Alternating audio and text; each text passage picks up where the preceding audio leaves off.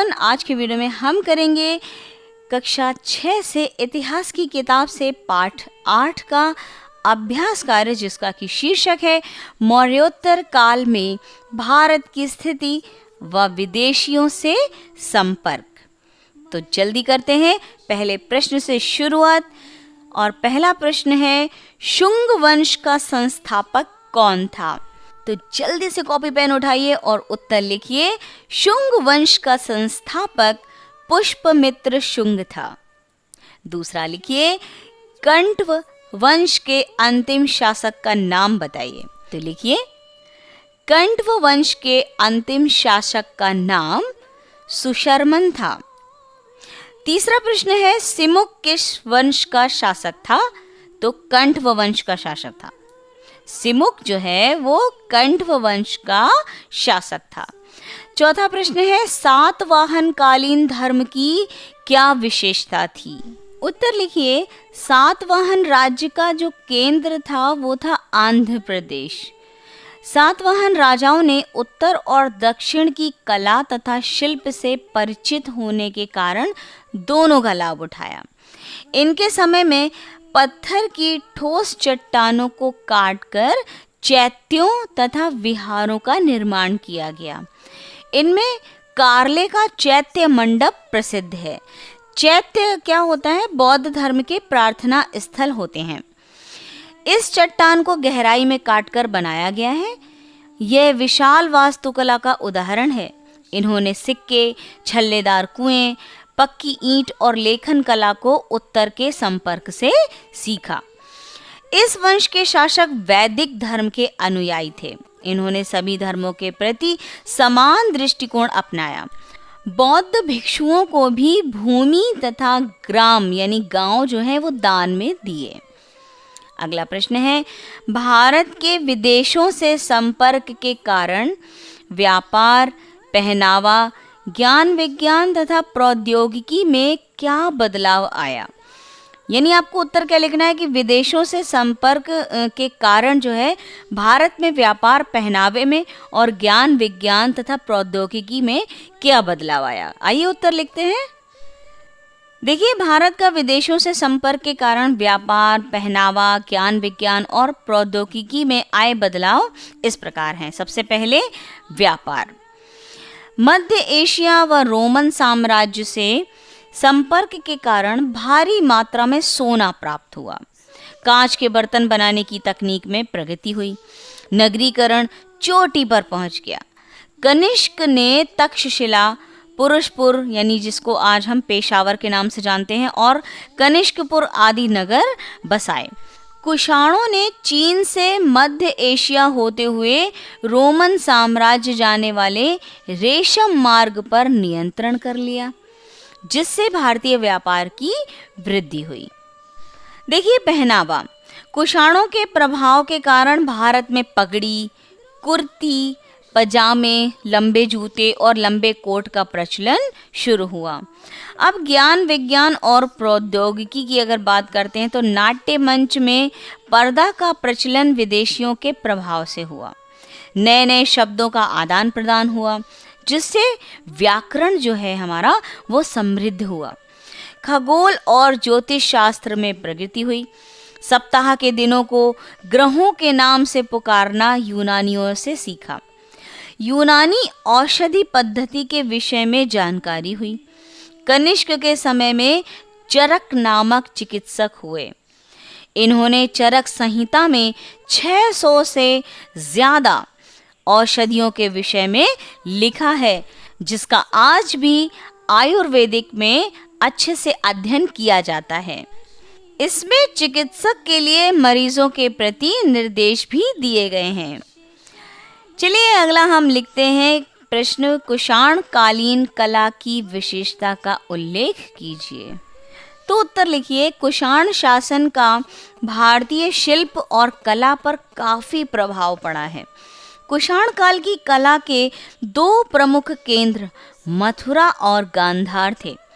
मथुरा में लाल बलुआ पत्थर और गांधार में लाल स्लेटी पत्थर की मूर्तियां गढ़ी जाती थीं। मथुरा की मूर्तियों में यूनानी शैली थी और उनमें भारतीय भाव और विचारों को ध्यान में रखा गया, जबकि गांधार शैली में मूर्तियों के कपड़ों में चुन्नटें और बालों का घुंघरालापन प्रदर्शित किया जाता था। कुषाण राजाओं ने सबसे ज्यादा स्वर्ण मुद्राएं जारी की। उनकी स्वर्ण मुद्राएं धातु की शुद्धता में गुप्त शासकों की स्वर्ण मुद्राओं से काफी बेहतर थीं। चलिए अब हम अगला प्रश्न लिखेंगे कि विदेशियों ने भारत से क्या सीखा। लिखिए।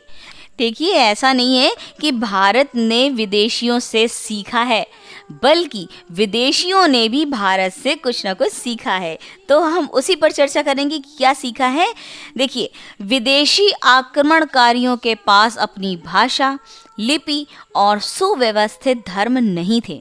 उन्होंने संस्कृति के इन उपादानों को भारत से लिया। कनिष्क के शासनकाल में चीन, मध्य एशिया और अफगानिस्तान में बौद्ध धर्म का प्रचार किया गया।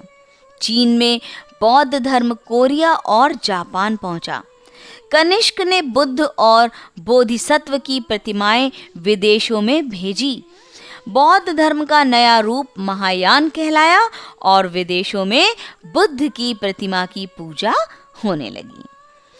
चलिए हम बढ़ेंगे अपने अगले और अंतिम प्रश्न की ओर, जो कि है भारतीय संस्कृति की ऐसी क्या विशेषताएं हैं जिससे कि वे अन्य प्राचीन सभ्यताओं से भिन्न है।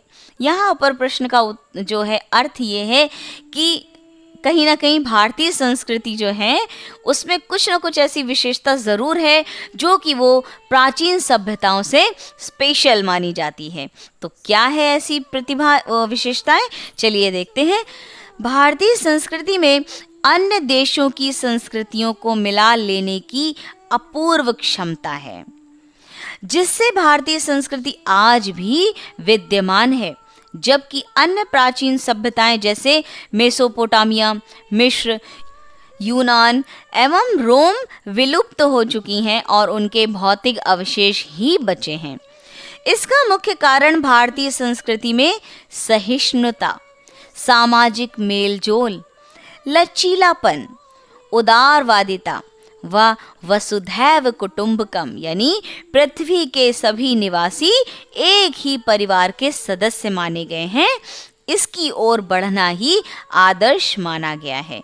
यानी हमारी भारतीय संस्कृति में सहिष्णुता है, सामाजिक मेलजोल की विशेषता है, लचीलापन है, फ्लेक्सिबिलिटी है, यानी वो और भी संस्कृतियों को अपने अंदर मिला लेने की क्षमता रखती है, उदारवादिता है और वसुधैव कुटुंबकम की कामना है। ऐसी विशेषता हमारी भारतीय संस्कृति में आज भी विद्यमान है। यही रीज़न है कि प्राचीन अन्य सभ्यताओं से ये स्पेशल मानी गई है, भिन्न मानी गई है। चलिए हम बढ़ेंगे अगले अभ्यास कार्य की ओर। सही कथन के सामने सही तथा गलत कथन के सामने गलत का चिन्ह लगाइए। कार्ले का चैत्य मंडप कुषाणों ने बनवाया, गलत। अगला है मीनांडर शक शासक था, गलत। अगला लिखिए भारत में सोने के सिक्के सबसे पहले कुषाण राजा ने चलाए, सही। मथुरा एवं गांधार कुषाण काल की कला के प्रमुख केंद्र थे, सही। बढ़ेंगे अगले और अंतिम अभ्यास कार्य की ओर। रिक्त स्थान की पूर्ति कीजिए। पहला है सातवाहन वंश के शासक वैदिक धर्म के अनुयायी थे। कनिष्क ने शक संवत चलाया। कंडव वंश के संस्थापक सुशर्मन थे। और अंतिम है शक शासकों में रुद्रदामन प्रथम सबसे अधिक विख्यात शासक था। चलिए यहीं पर समाप्त होता है हमारा ये अध्याय। हम मिलेंगे अगले वीडियो में एक नए अध्याय के अभ्यास कार्य के साथ। तब तक के लिए हमारे साथ बने रहिए। खूब पढ़ें, खूब बढ़ें। Thank you.